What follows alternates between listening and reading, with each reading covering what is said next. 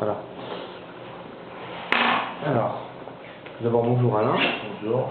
Alors Alain, tu es actuellement professeur de full contact, Ouais. donc anciennement appelée boxe américaine, c'est bien ça. C'est ça. Donc c'est une boxe pied-point, qui fait Ouais. partie de la Fédération française De full contact. De full contact. Voilà. D'accord, merci. D'accord, donc je voulais t'interviewer donc, sur ta carrière, Ouais. donc en tant que boxeur et en tant qu'entraîneur, donc Ouais. tes titres, Ouais. et comment tu en es arrivé là? Alors mes titres, j'ai été 4 fois champion de France, j'ai été 5 ans en équipe de France, j'ai été champion d'Europe Pro en 1988 à Enschede en Hollande, et j'ai arrêté ma carrière à 29 ans et demi, 30 ans pour pas dire 30, donc j'avais dit, de toute façon j'avais dit je commençais à boxer à 19 ans, donc j'ai arrêté à 30, je pense que j'ai fait 157 combats pour 145 victoires. 145 victoires. Donc tu as commencé par le full contact. As-tu pratiqué d'autres sports que le full contact? Oui, j'ai fait du judo. J'ai commencé à 4 ans le judo. Et après, j'ai fait 10 ans de karaté. En parallèle du judo et en parallèle du full contact, je faisais aussi du karaté. D'accord. Donc est-ce que ces sports ont apporté un plus donc, dans les compétitions de full contact après? Ah bah oui, parce que le karaté, c'est complémentaire avec le travail de jambes. Et puis il a fallu juste que j'apprenne à boxer, quoi, pour me servir de mes bras. Voilà, donc je suis allé dans les écoles de boxe, j'étais avec M. Torel à la Concourse Honorine, qui a disparu maintenant, il est très âgé, mais avec qui j'ai beaucoup appris, avec Khaled Railou, Fawzi Attab, enfin, des grands champions, Michel Lecampion, avec des gens avec qui on pouvait beaucoup apprendre. Donc depuis tes 19 ans, donc, tu boxes, Oui. on peut dire ça comme ça, et qu'est-ce qui t'a poussé donc, dans le full contact plus que dans le karaté par exemple à continuer? Bah, le contact. Le contact, le fait de pouvoir complètement se libérer à monter sur un ring et puis pouvoir. Je suis assez bagarreur de tempérament. Donc là, le fait de pouvoir se battre dans un ring avec des règles, bon, il y a des règles bien sûr, mais c'est quand même un truc d'homme, donc ça me convenait bien, quoi. D'accord, donc c'était plus le côté contact plus qu'il n'y a pas vraiment dans le karaté. En fait. Voilà, c'est ça. Voilà. Toujours un côté discipline, un peu comme le karaté, toujours un peu... Bah, ça n'a rien à voir, hein, parce que le karaté c'est un art martial, voilà. c'est tout un... Ça n'a rien à voir, hein. Le full contact c'est un sport de combat et le karaté un art martial. Donc, mais moi je pense qu'on peut aussi mettre de la discipline dans le full contact, hein, c'est pas... C'est quelque chose de très bien, d'accord. Donc tu as cité donc, ton palmarès, donc tu as été jusqu'en championnat d'Europe, ouais. si j'ai bien compris. Tu es donc devenu pro, oui. Donc professionnel. Donc ouais. Et est-ce que tu avais un métier donc à côté? Alors j'ai au début de ma carrière pro, j'étais chauffeur de benne à ordures. Je faisais un camion poubelle. Et puis je me levais très tôt le matin, je finissais très tôt, je faisais une sieste et j'allais m'entraîner. Mais pour acquérir le haut niveau, il fallait s'entraîner tout le temps. Donc j'ai fait une coupure un peu dans ma vie de 3-4 ans. Et c'est là que j'ai été titré d'ailleurs. Je faisais que ça. Grâce à ma femme, j'étais marié déjà. Ma femme gagnait bien sa vie, on avait un petit appart, on vivait tranquillement. On arrivait à joindre les deux bouts, je donnais des cours en parallèle. Et puis voilà, je faisais des petits trucs à droite à gauche, des prestations, garde du corps, des choses comme ça. Des petits métiers un peu d'intérimaire. Voilà. Tout à fait, voilà, mais rien de... Je faisais que de la boxe. C'est sûr qu'à ce niveau, la compétition, niveau de compétition, ça devait être assez dur, donc tu devais sûrement faire des efforts pour son entraînement. Bah tu peux pas concilier. Il faut avoir la tête à ça, faut être bien dans sa tête, il y a plein de paramètres et où ça demande déjà beaucoup de sacrifices, mais en plus il faut les paramètres qui te permettent de pouvoir être bien. Et si tu travailles avec des horaires et tout, c'est impossible. D'accord, parce que justement, on a cette idée, donc, comme le film Rocky, ouais. Le boxeur qui s'entraîne, je prends cet exemple parce que tout le monde connaît ouais. ce film, d'un boxeur donc, qui s'entraîne, c'est vrai, tout le temps, 24 heures sur 24, presque, il dit que de ça. C'était un peu ton cas? Bah moi, grâce à Dieu, j'ai toujours... je vis de ma passion. C'est-à-dire que après, je me suis bien enseigné. Et voilà, après, depuis l'âge de... Je vais dire, allez, 30 ans, ouais, je vis de ma passion. c'est bien. D'accord. Donc après, je travaille à la fédération, enfin, je fais plein de choses. Et aujourd'hui, je suis professionnel, je suis indépendant, je suis travailleur indépendant. D'accord, donc c'est ta passion le foot contact. Voilà. Vous avez bien compris, je pense. Et j'en vis. Bien sûr. Et donc pour toi, quelles doivent être les principales forces et les atouts d'un bon boxeur en fait, sur un ring? Bah, les atouts d'un bon boxeur, c'est déjà le mental. Parce que là, on voit aujourd'hui, on est en perdition. Les jeunes, ils n'ont plus envie de monter sur un ring. Ils aiment bien avoir des beaux kimonos, faire des katas, un peu de l'art, de l'artistique. Mais ils n'ont pas c'est violent quand même. On a vu ce que c'est deux hommes qui s'affrontent sur un ring. Donc il faut avoir beaucoup de choses, il faudrait toujours respecter, même le débutant qui monte sur le ring, le fait d'être monté sur un ring, d'avoir mis des gants faut respecter ça. Moi je pense que même quand je vois des débutants aujourd'hui, parce qu'il y en a beaucoup qui ne franchissent pas le pas, ils pensent ils disent mais ils ne le font pas, ils ne le font jamais. Parce que ça nécessite un caractère, ça nécessite une envie, aujourd'hui la jeunesse de notre pays, elle pense plus à aller jouer sur PlayStation à Tekken que monter sur un ring. Bien sûr. C'est plus facile, ça fait moins mal, on ne veut plus prendre de coups, il n'y a pas beaucoup d'argent à gagner, surtout au début. Au début, il faut faire ses preuves avant de dire j'ai envie. Donc, c'est pas comme un gamin au tennis qui arrive, qui est classé à 15-16 ans, il fait des tournois, déjà il commence à toucher un peu d'argent. Chez nous, c'est pas ça. Il faut vraiment être un champion pour commencer à prétendre à tirer et gagner un peu d'argent. Et est-ce que des personnes ont plus de capacité, de facilité à devenir champion? Ou c'est vraiment l'entraînement et le moral? Moi je pense que oui, après il y a des gens qui sont doués et d'autres qui sont moins doués. Après c'est comme tout, tu demandes pour une guitare chacun, le même prof, et on verra qui joue le mieux dans 6 mois. C'est peut-être toi, c'est peut-être moi, peut-être que j'ai un don de Dieu que je connais pas, ou toi, après tu sais, on joue du saxo, après c'est envie d'avoir envie, comme on dit. Moi j'ai toujours eu envie d'être un champion, j'avais ça dans ma tête. J'ai une jeunesse un peu chaude, donc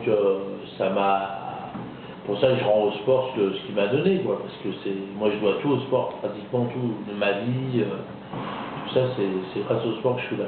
D'accord, un fort caractère. Et avais-tu donc des idoles non, tu voulais pas ressembler à quelqu'un en particulier? Non. Et avais-tu des gens Je suis fan de rien, j'idole personne, mis à part j'ai un grand respect pour les pilotes de Formule 1. Je les idole pas, j'apprécie beaucoup de choses, il y a des chanteurs que j'apprécie, mais je n'irai pas leur faire citer un autographe, moi je m'en moque complètement. Je serais impressionné de rencontrer le pape ou le président, le nom m'échappe, le président africain, mais tu vas me le dire. Oula. Comment il s'appelle, qui a été emprisonné pendant Mandela. Ah d'accord. Voilà, c'est un homme que j'aimerais bien rencontrer. Je pense actuellement, je disais, Nelson Mandela. Voilà, il y a des gens comme ça qui vont impressionner. Sœur Teresa, ça m'a beaucoup plus impressionné qu'un chanteur lambda, on s'en fout. Moi, je vois qu'on donne la Légion d'honneur à des blaireaux, ça me fait mal au cœur. D'accord. Parce que tu nous parles souvent donc, de ton entraînement de Tyson, au niveau technique, je pense. Oui, au niveau technique, Tyson c'est pas un... Oui, moi, ce que j'aimais dans Tyson, c'était son entraîneur, Cus Kamatos, qui l'a formé. C'est lui qui m'intéressait, parce qu'il a vraiment... Déjà, il a adopté Tyson. Tyson a un bien un peu difficile, mouvementé, il l'a eu après sa carrière aussi. Mais c'est la boxe de Tyson, c'est la technique de Tyson. Il avait tout compris, il avait bien écouté Kustamatos, qu'il avait bien... Et c'est un homme comme ça aussi que j'aurais aimé rencontrer. Parce c'était un must dans l'entraînement de la boxe.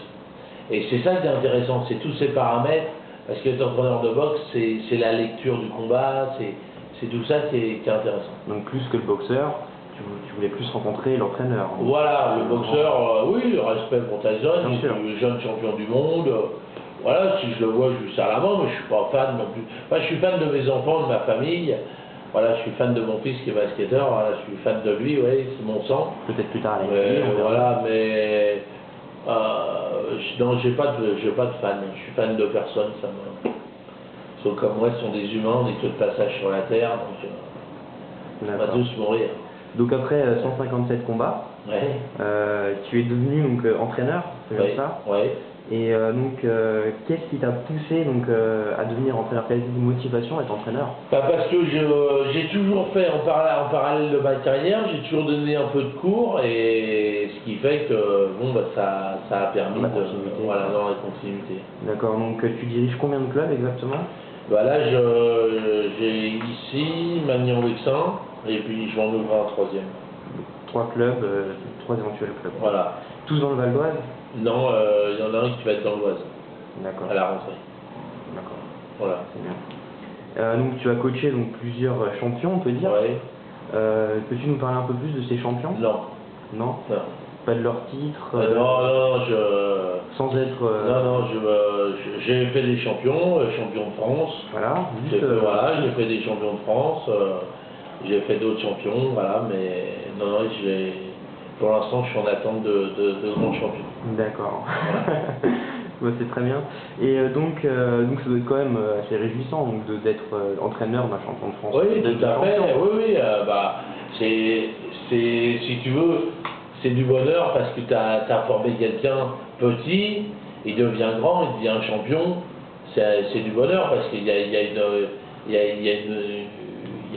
une continuité, on arrive à l'objectif, il y a un objectif à atteindre, il est atteint.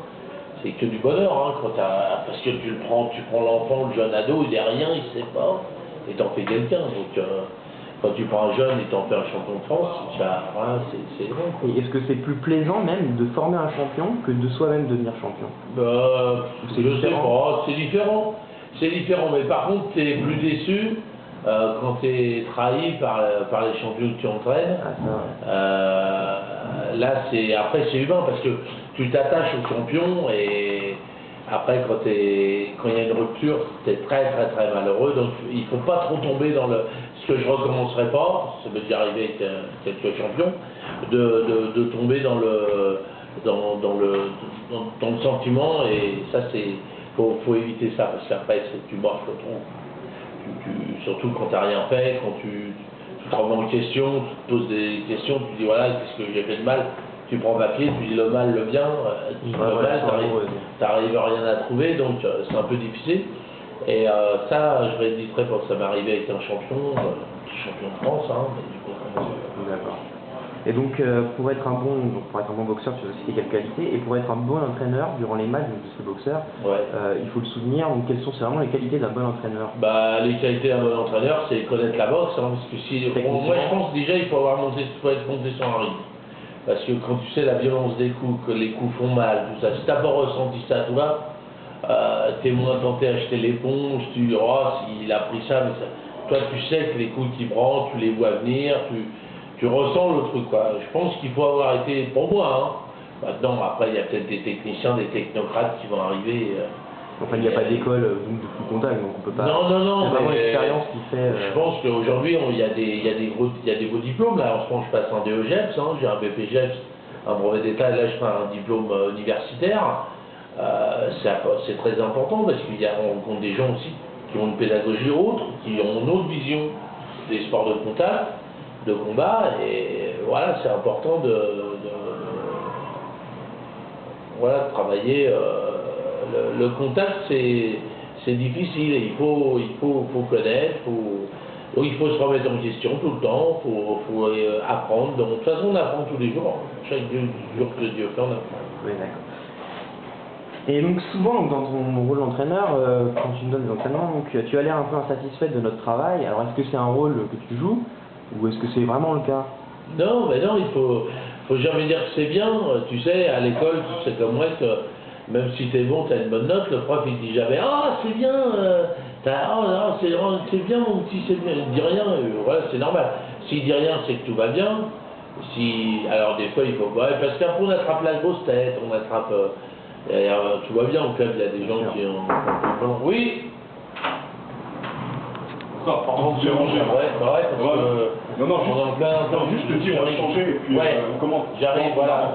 Dès qu'il commence à. Ah ouais, ce que j'en dis là. Voilà. D'accord. Donc c'est un peu. Non, donc c'est un peu un rôle en fait. Donc,